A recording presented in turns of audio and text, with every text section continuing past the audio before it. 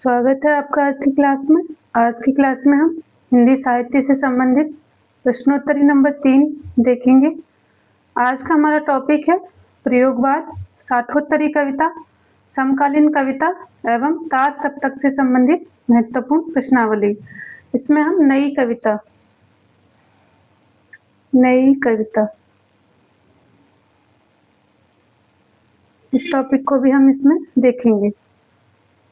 तो प्रयोगवाद, नई कविता, साठोत्तरी कविता, समकालीन कविता एवं तार सप्तक से संबंधित कुछ महत्वपूर्ण प्रश्न आज की क्लास में हम देखेंगे। तो आइए देखते हैं। पहला प्रश्न है, नई कविता का प्रवर्तक किसे माना जाता है? नई कविता का प्रवर्तक हमें बताना है जगदीश चतुर्वेदी, अज्ञेय, रमेश उपाध्याय या फिर राजेंद्र प्रसाद। इनमें से किसे नई कविता का प्रवर्तक माना जाता है, ये हमें बताना है। तो प्रश्न नंबर 1 का सही आंसर होगा ऑप्शन नंबर बी, अज्ञेय। अज्ञेय को नई कविता का प्रवर्तक माना जाता है। अगर प्रश्न आता है नई कविता आंदोलन का प्रवर्तक किसे माना जाता है, तो प्रश्न अलग हो जाएगा और इसका उत्तर फिर अज्ञेय नहीं करेंगे। इसका उत्तर हम आगे अगले प्रश्न में देखेंगे।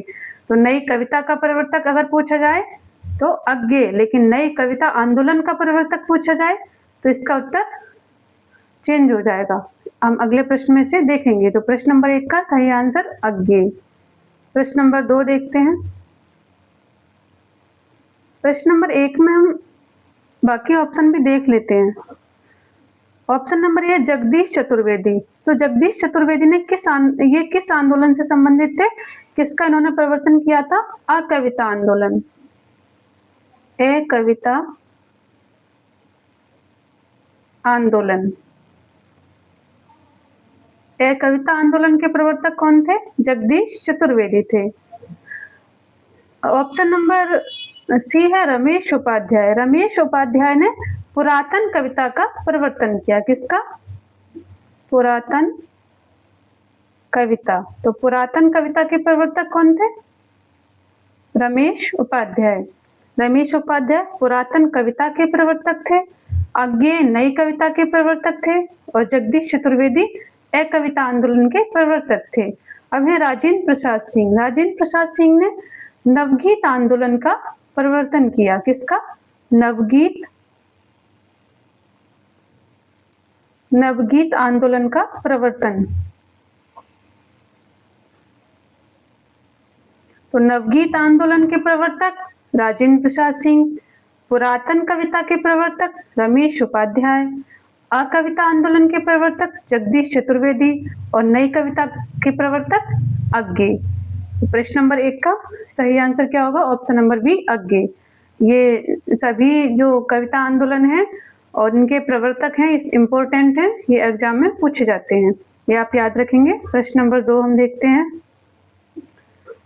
प्रश्न नंबर 2 है नई कविता आंदोलन के प्रवर्तक हैं। अभी प्रश्न नंबर 1 में हमने देखा था नई कविता के प्रवर्तक। अब ये प्रश्न है नई कविता आंदोलन के प्रवर्तक। यहाँ आंदोलन शब्द जुड़ा है। तो नई कविता आंदोलन के प्रवर्तक कौन है? डॉक्टर जगदीश गुप्त, अज्ञेय, राजकमल चौधरी या फिर लक्ष्मीकांत वर्मा। यहाँ वाही शब्द नहीं आएगा, वर्मा शब्द आएगा। लक्ष्मीकांत वर्मा। इनमें से कौन नई कविता आंदोलन के प्रवर्तक हैं, ये हमें बताना है। तो प्रश्न नंबर 2 का सही आंसर होगा ऑप्शन नंबर ए, डॉक्टर जगदीश गुप्त। डॉक्टर जगदीश गुप्त नई कविता आंदोलन के प्रवर्तक हैं और अज्ञेय नई कविता के प्रवर्तक हैं। ऑप्शन नंबर सी है राजकमल चौधरी। राजकमल चौधरी ने किसका प्रवर्तन किया? तो वीट कविता। ये किसके प्रवर्तक हैं? वीट कविता के। हिंदी में वीट कविता का प्रवर्तन किसने किया? वीट कविता के प्रवर्तक कौन है हिंदी में? Rajkamal Chaudhary. Option number D है लक्ष्मीकांत वर्मा। तो लक्ष्मीकांत वर्मा ने ताजी कविता आंदोलन का प्रवर्तन किया। किसका? ताजी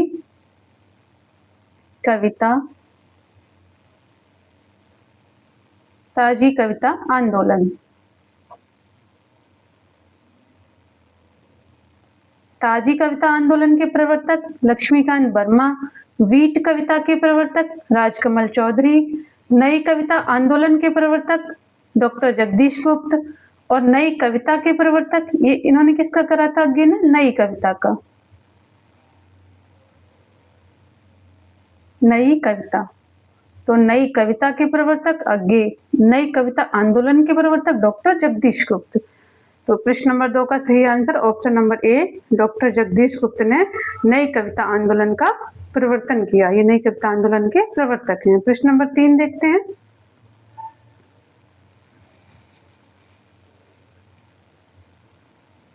प्रश्न नंबर 3 है, मैं वक्त की हूँ सामने 1990 ईस्वी किसका काव्य संग्रह है?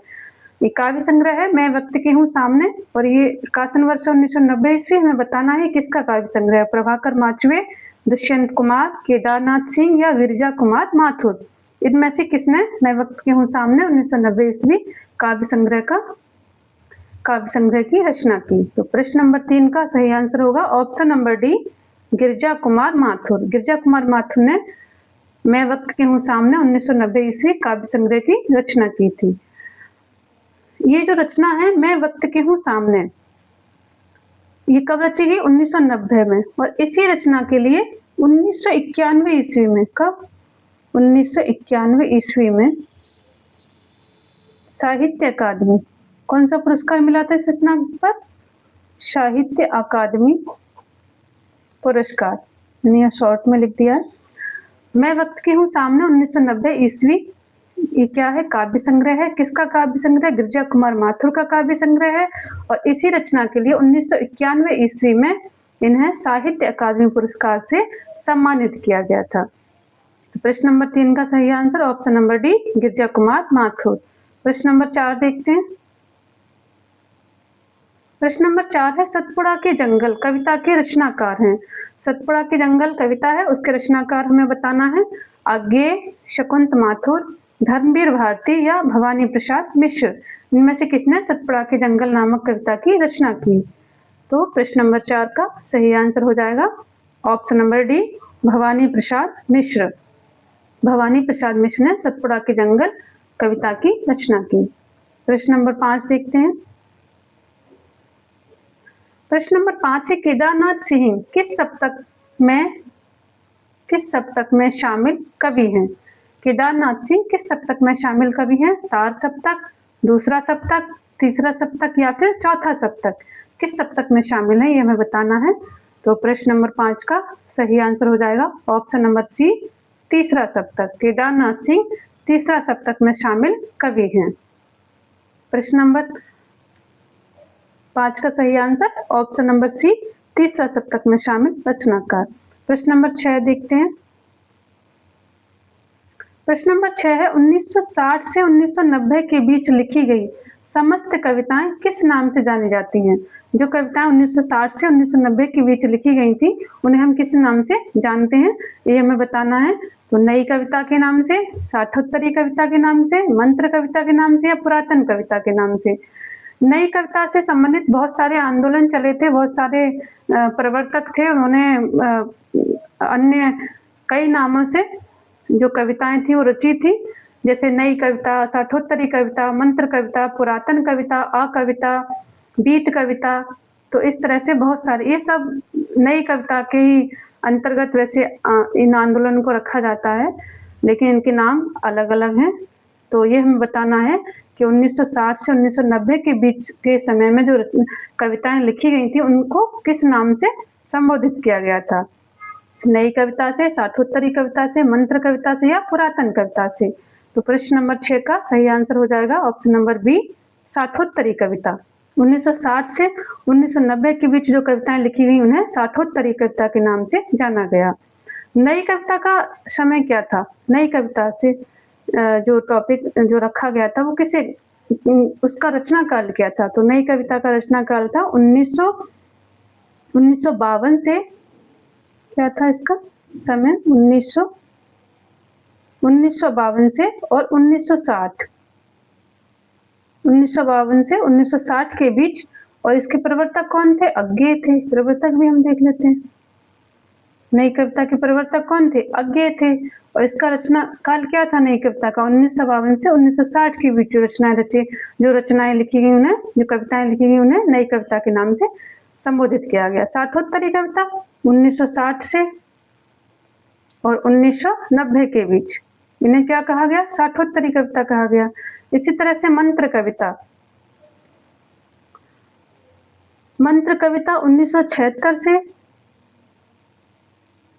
इसका प्रवर्तन वर्ष क्या था? 1976 ईस्वी था। और इसके प्रवर्तक कौन थे? सुरेश वात्स्यायन। इसका सिर्फ प्रवर्तन वर्ष दे रखा है 1976, कब से कब तक रखी गई इसका कोई समय निश्चित नहीं है कि 1976 से कब तक इसका समय था। तो मंत्र कविता 1976 इसका प्रवर्तन वर्ष है और प्रवर्तक थे इसके सुरेश, कौन थे? सुरेश वात्स्यायन। सुरेश वात्स्यायन, ऊपर जगह नहीं है, यहाँ मैंने इसको लिख दिया है, सुरेश वात्स्यायन इसके प्रवर्तक थे। ऑप्शन नंबर डी है पुरातन कविता। पुरातन कविता का जो प्रवर्तन वर्ष था वो था 1977 ईस्वी। कब था? 1977 ईस्वी इसका प्रवर्तन वर्ष था। और प्रवर्तक कौन थे? रमेश उपाध्याय। इसके कौन थे? रमेश उपाध्याय।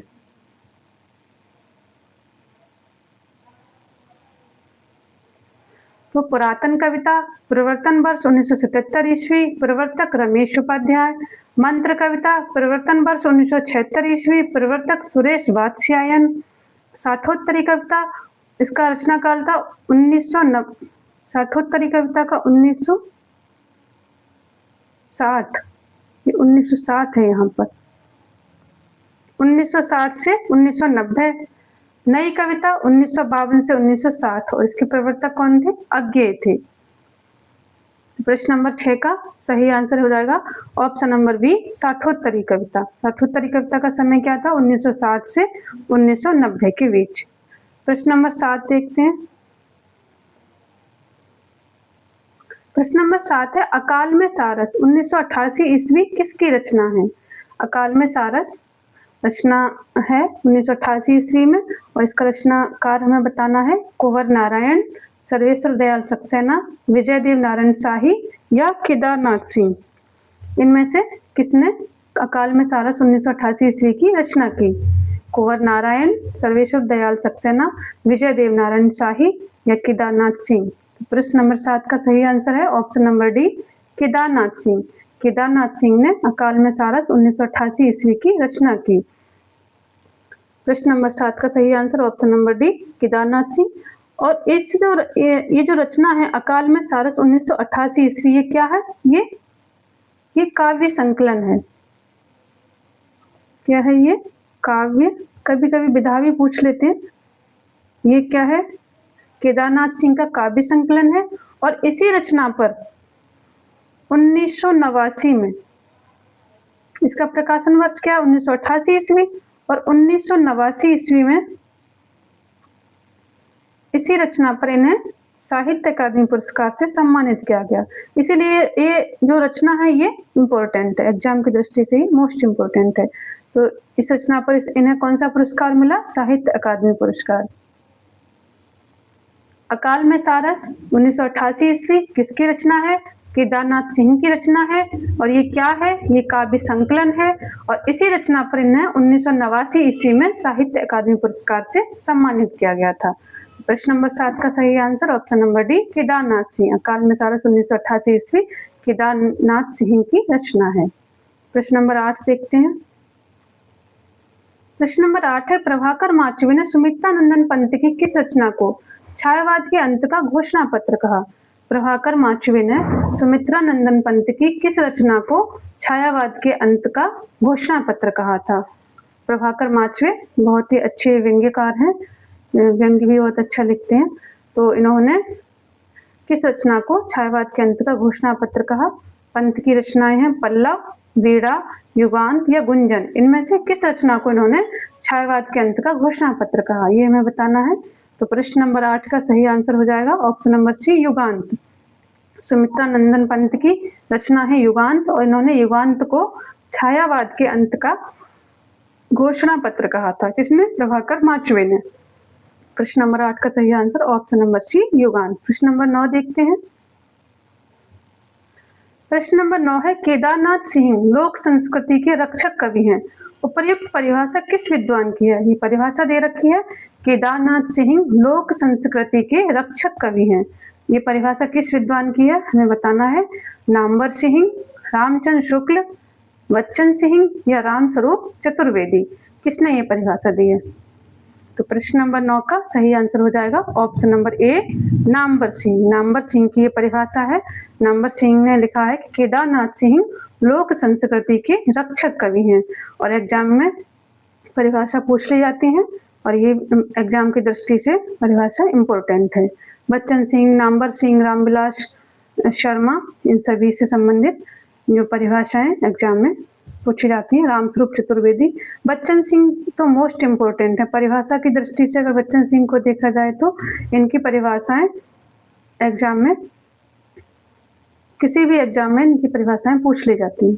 हिंदी से संबंधित जो भी एग्जाम है उसमें बच्चन सिंह की परिभाषाएं और मोस्ट इम्पोर्टेंट है। रामस्वरूप चतुर्वेदी की भी, लेकिन बच्चन सिंह की अधिक इम्पोर्टेंट है। प्रश्न नंबर 10 हम देखते हैं। प्रश्न नंबर 10 है, खबर का मुंह विज्ञापन से ढका है 2009 ईस्वी किसका काव्य संग्रह है? खबर का मुंह विज्ञापन से ढका है 2009 ईस्वी किसका काव्य संग्रह है? चंद्रकांत देवताले, लीलाधर जगोड़ी, अशोक वाजपेयी या राजेश जोशी? खबर का मुंह विज्ञापन से ढका है 2009 ईस्वी किसका काव्य संग्रह, ये हमें बताना है। तो प्रश्न नंबर 10 का सही आंसर हो जाएगा option number B, Leeladhar Jagudi. खबर का मुंह विज्ञापन से ढका है 2009 ईस्वी किसका काव्य संग्रह है? लीलाधर जगोड़ी का। ये क्या है? काव्य संग्रह है ये। प्रश्न नंबर 10 का सही answer option number B, Leeladhar Jagudi. प्रश्न नंबर 11 देखते हैं। प्रश्न नंबर 11 है, निम्नलिखित रचनाकारों में से कौन सा रचनाकार चौथा सप्तक में शामिल नहीं है? ये रचनाकार है, 3 रचनाकार इसमें चौथा सप्तक में शामिल है, एक रचनाकार चौथा सप्तक में शामिल नहीं है, उसे हमें बताना है। सुमन राजे, अवधेश कुमार, राजकुमार कुंभज या शकुंत माथुर, इनमें से कौन चौथा सप्तक में शामिल नहीं है? तो प्रश्न नंबर 11 का सही आंसर हो जाएगा option number D, Shakunt Mathur. Shakunt Mathur जो है वो चौथा सप्तक में शामिल नहीं है। तो किसमें शामिल है शकुंत माथुर? ये दूसरा सप्तक में शामिल रचनाकार है। किसमें? दूसरा सप्तक में। दूसरा सप्तक किसमें है? दूसरा सप्तक में। और ये तीनों किसमें है? सुमन राजे, अवधेश कुमार और राजकुमार कुंभज। कुमाज नहीं है, ये कुंभज नाम है इनका। क्या नाम है यहाँ पे? कुंभज। राजकुमार कुंभज, अवधेश कुमार और सुमन राजे ये चौथा सप्तक में शामिल रचनाकार हैं। शकुंत माथुर दूसरा सप्तक में शामिल रचनाकार हैं। प्रश्न नंबर 11 का सही answer option number D, Shakunt Mathur. प्रश्न नंबर 12 देखते हैं। प्रश्न नंबर 12 है, निम्नलिखित कविताओं में से कौन सी कविता सुमन राजे द्वारा रचित नहीं है? इनमें से 3 रचनाएं सुमन राजे द्वारा रचित हैं, एक रचना इनके द्वारा नहीं लिखी गई है, वही हमें बताना है कौन सी नहीं लिखी गई है। अनिवार्यता, चट्टान की थकान, एक मन है स्थिति या सवाल की नोक पर, इनमें से कौन सी रचना सुमन राजे द्वारा रचित नहीं है? तो प्रश्न नंबर 12 का सही आंसर हो जाएगा ऑप्शन नंबर डी, सवाल की नोक पर। सवाल की नोक पर ये सुमन राजे की रचना नहीं है।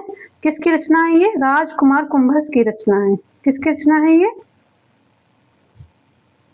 राजकुमार कुंभज की रचना है।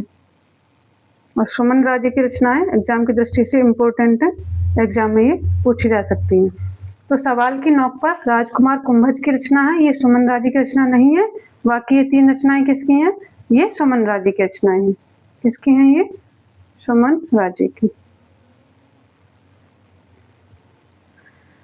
अगर प्रश्न आता है कि राजकुमार कुंभज जो है वो किस में शामिल है, तो चौथा सप्तक में शामिल रचनाकार है। ये किस में है? ये चौथा सप्तक में शामिल रचनाकार है। और इनकी जो रचना है ये सवाल की नोक पर, ये भी चौथा सप्तक में शामिल कविता है। इनकी जो कविता है सवाल की नोक पर, इसकी विधा क्या है? ये कविता है इनकी। किसकी? राजकुमार कुंभज की कविता है और ये चौथा सप्तक में शामिल है ये कविता इनकी। चौथा सप्तक इसलिए इम्पोर्टेंट भी है। चौथा सप्तक में शामिल कविता है। किसकी कविता है? राजकुमार कुंभज की कविता है। कविता का नाम क्या है? सवाल की नोक पर। प्रश्न नंबर 12 का सही आंसर ऑप्शन नंबर डी, सवाल की नोक पर। ये राजकुमार कुंभज की रचना है। प्रश्न नंबर 13 देखते हैं। प्रश्न नंबर 13 है तिरिच किसका कहानी संग्रह है? तिरिच कहानी संग्रह में बताना है वेणुगोपाल, हरीश भदानी, उदय प्रकाश या लीलाधर जगूड़ी। इसमें से किसकी रचना है तिरिच, ये हमें बताना है। और ये तिरिच क्या है? ये कहानी संग्रह है। प्रश्न नंबर 13 का सही आंसर है ऑप्शन नंबर सी, उदय प्रकाश। तिरिच किसका कहानी संग्रह है? उदय प्रकाश का।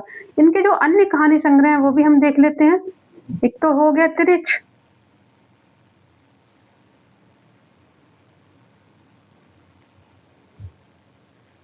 तिरिच हो गया, और एक हो गया दरियाई घोड़ा। कौन सा? दरियाई घोड़ा। ये भी क्या है? इनका कहानी संग्रह है। दरियाई घोड़ा है, तिरिच है, पाल गोमरा का स्कूटर है। पाल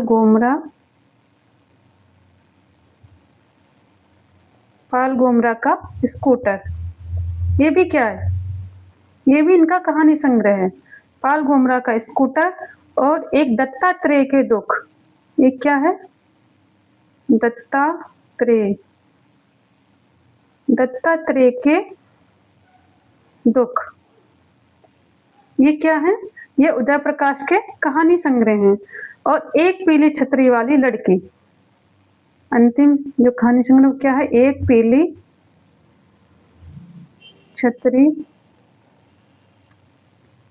छतरी वाली लड़की। एक पीली छतरी वाली लड़की, यहाँ पे स्थान नहीं बचा। तो जो उदय प्रकाश के कहानी संग्रह हैं कौन कौन से हैं? तिरिच, दरियाई घोड़ा, पाल गोमरा का स्कूटर, दत्तात्रेय के दुख और एक पीली छतरी वाली लड़की। ये क्या है? उदय प्रकाश के कहानी संग्रह हैं। प्रश्न नंबर 13 का सही आंसर हो जाएगा ऑप्शन नंबर सी, उदय प्रकाश। प्रश्न नंबर 14 हम देखते हैं। प्रश्न नंबर 14 है विजयदेव नारायण शाही की कविता विष कन्या के नाम के कितने भाग हैं? विजयदेव नारायण शाही की कविता है और उसका नाम क्या है? विष कन्या के नाम। इसके कितने भाग हैं हमें बताना है? 2 भाग, 3 भाग, 4 भाग या फिर 5 भाग। तो प्रश्न नंबर 14 का सही आंसर हो जाएगा ऑप्शन नंबर सी, 4 भाग। विष कन्या के नाम जो कविता है उसके कितने भाग हैं? 4 भाग हैं। और ये किसकी कविता है? विजयदेव नारायण शाही की कविता है। तो प्रश्न नंबर 14 का सही आंसर ऑप्शन नंबर सी, 4 भाग। प्रश्न नंबर 15 देखते हैं। प्रश्न नंबर 15 है कुंवर नारायण की तीसरा सप्तक में कितनी कविताएं संकलित हैं? कुंवर नारायण की तीसरा सप्तक में कितनी कविताएं संकलित हैं? 20 कविताएं, 21 कविताएं, 22 कविताएं या 23 कविताएं? और ये प्रश्न भी इम्पोर्टेंट है। जो भी सप्तक हैं, तार सप्तक या पहला सप्तक, दूसरा सप्तक, तीसरा सप्तक,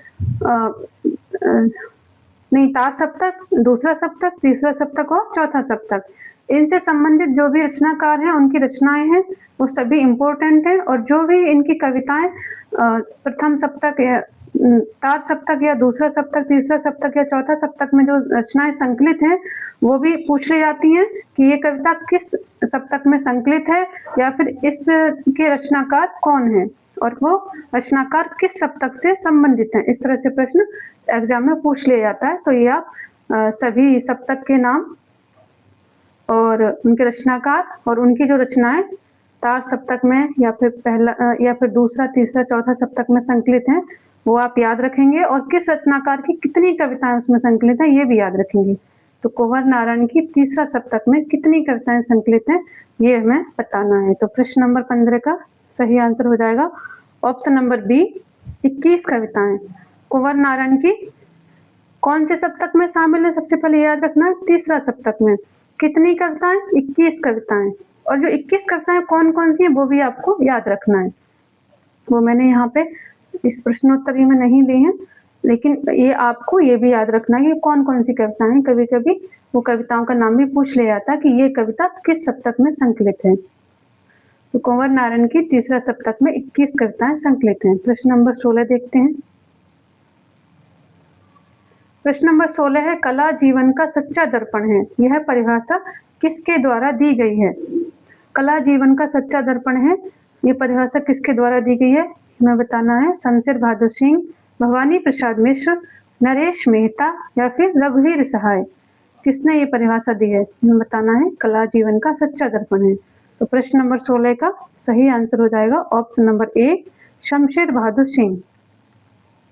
कला जीवन का सच्चा दर्पण है, यह परिभाषा किसके द्वारा दी गई है? शमशेर बहादुर सिंह के द्वारा ये परिभाषा दी गई है। और शमशेर बहादुर सिंह किस सप्तक में शामिल रचनाकार है? दूसरा सप्तक में। ये दूसरा सप्तक, दूसरा सप्तक में शामिल रचनाकार हैं, ये हमें याद रखना है। तो प्रश्न नंबर 16 का सही answer option number A, Shamsher Bahadur Singh. प्रश्न नंबर 17 देखते हैं। प्रश्न नंबर 17 है, हड्डियों में छिपा ज्वर 1973 ईस्वी किसका काव्य संग्रह है? हड्डियों में छिपा ज्वर प्रकाशन, इसका जो प्रकाशन वर्ष है 1973 ईस्वी, और ये क्या है? काव्य संग्रह है।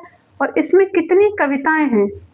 हड्डियों में छिपा ज्वर 1973 ईस्वी किसका काव्य संग्रह है और इसमें कितनी कविताएं हैं, ये हमें बताना है। अशोक वाजपेयी 25 कविताएं, धूमिल का काव्य संग्रह और इसमें 28 कविताएं हैं। उदय प्रकाश का है ये काव्य संग्रह और इसमें 40 कविताएं हैं। चंद्रकांत देवताले का काव्य संग्रह है, 41 कविताएं हैं। तो कौन सा इसमें ऑप्शन सही है? प्रश्न नंबर 17 का सही आंसर होगा चंद्रकांत देवताले और 41 कविताएं।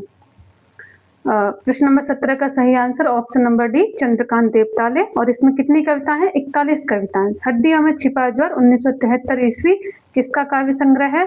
चंद्रकांत देवताले का ये काव्य संग्रह है। और इसमें कितनी कविताएं हैं? तो इसमें 41 कविताएं हैं। प्रश्न नंबर 17 का सही आंसर ऑप्शन नंबर डी। प्रश्न नंबर 18 देखते हैं।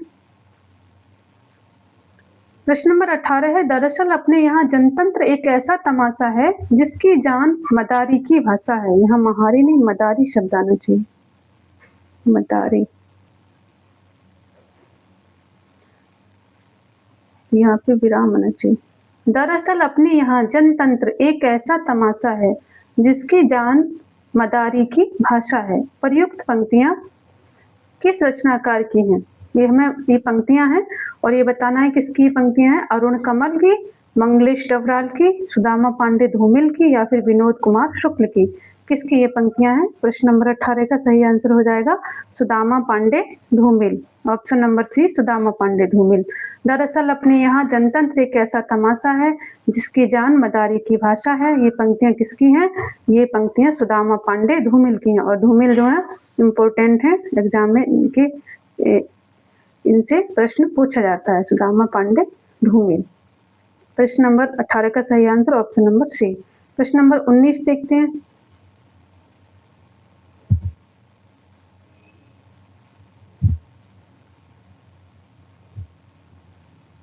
प्रश्न नंबर 19 है, निम्नलिखित में से किस रचनाकार ने प्रयोगवाद को कविता का भंजक कहा है? किसने प्रयोगवाद को कविता का भंजक कहा है? ये हमें बताना है। नंद दुलारे वाजपेयी, डॉक्टर बच्चन सिंह, डॉक्टर नगेंद्र या रामविलास शर्मा? इनमें से किसने प्रयोगवाद को कविता का भंजक कहा है? तो ये हमें बताना है। प्रश्न नंबर 19 का सही आंसर ऑप्शन नंबर ए, नंद दुलारे वाजपेयी। नंद दुलारे वाजपेयी ने क्या कहा है? प्रयोगवाद को कविता का भंजक कहा है। किसने? नंद दुलारे वाजपेयी ने। तो प्रश्न नंबर 19 का सही आंसर ऑप्शन नंबर ए, नंद दुलारे वाजपेयी। प्रश्न नंबर 20 देखते हैं। प्रश्न नंबर 20 है, प्रयोगवाद ज्ञात से अज्ञात की ओर बढ़ने की बौद्धिक जागरूकता है। प्रयोगवाद ज्ञात से अज्ञात की ओर बढ़ने की बौद्धिक जागरूकता है। उपर्युक्त परिभाषा किस विद्वान की है? ये हमें बताना है। केसरी कुमार, लक्ष्मीकांत वर्मा, नलिन बिलोचन शर्मा या फिर अज्ञे? किसने ये परिभाषा दी है? ये हमें बताना है। तो प्रश्न नंबर 20 का सही आंसर हो जाएगा option number B, Laxmikant Verma. प्रयोगवाद ज्ञात से अज्ञात की ओर बढ़ने की बौद्धिक जागरूकता है, यह परिभाषा किसने दी है? लक्ष्मीकांत वर्मा ने दी है। केसरी कुमार ने क्या परिभाषा दी प्रयोगवाद से संबंधित? तो केसरी कुमार ने परिभाषा दी है, प्रयोगवाद दृष्टिकोण का अनुसंधान है। क्या दी है इन्होंने? दृष्टि, मैं शॉर्ट में यहाँ लिख देती हूँ,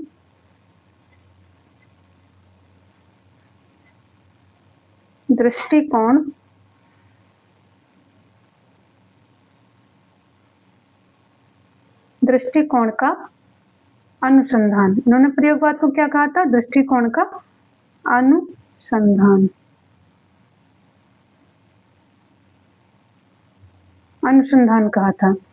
लक्ष्मीकांत वर्मा ने क्या कहा था? प्रयोगवाद ज्ञात से अज्ञात की ओर बढ़ने की बौद्धिक जागरूकता है। नलिन बिलोचन शर्मा ने क्या कहा था?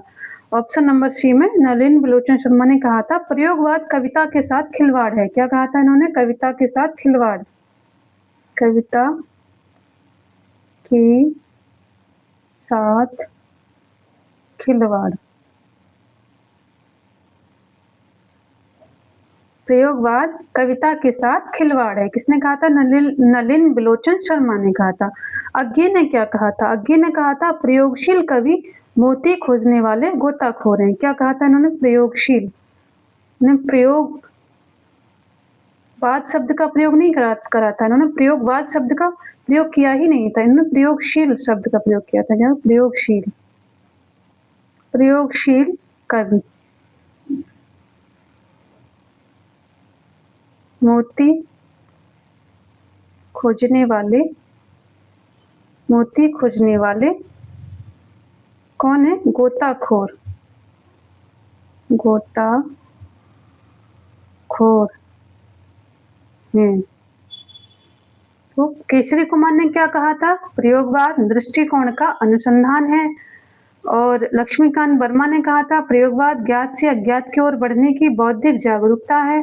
नलिन बिलोचन शर्मा ने कहा था प्रयोगवाद कविता के साथ खिलवाड़ है।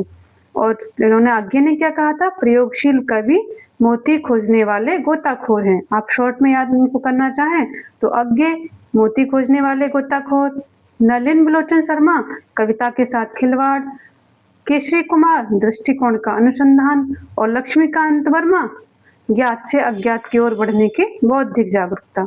इस तरह से आप इसको याद कर सकते हैं। तो प्रश्न नंबर 20 का सही answer option number B Laxmikant Verma. आशा है आज की प्रश्नोत्तरी आपको अच्छी लगी होगी।